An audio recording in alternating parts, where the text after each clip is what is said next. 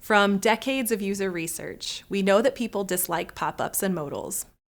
But even despite this evidence, pop-ups are still everywhere. In this video, I'll talk about some pop-up problems to reveal why you should never just put it in a pop-up. The first problem is showing a pop-up before page content loads. This trend is intrusive because users' tasks are interrupted before they even land on the web page. People have grown accustomed to these premature pop-ups and they usually ignore them or look for the fastest way to close them to return to their task. The next problem is displaying a pop-up right after the user logs into their account. When users log in, they usually have a next step in mind. Because they're focused on this next step, users will pay little attention to the pop-up and try to close it. Another common problem is asking for an email address before the user has even interacted with the website. Not only will people be interrupted by this pop-up, its timing, and asking for email too soon, people will just assume that the site will then send them unwanted spam or junk mail. The next problem is asking for feedback before people do anything. Users will quickly close these pop-ups, and they have little intent to seek them out again. Don't ask for feedback too soon, or else you risk not getting any when it matters most.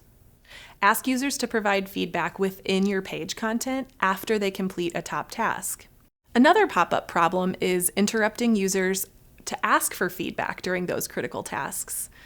Giving feedback won't often be the top reason for your user's visit, so don't disrupt them with a pop-up in the middle of an activity. Offer a tab on the side of your website, or even a link in the footer, or a link in the navigation where users can provide feedback.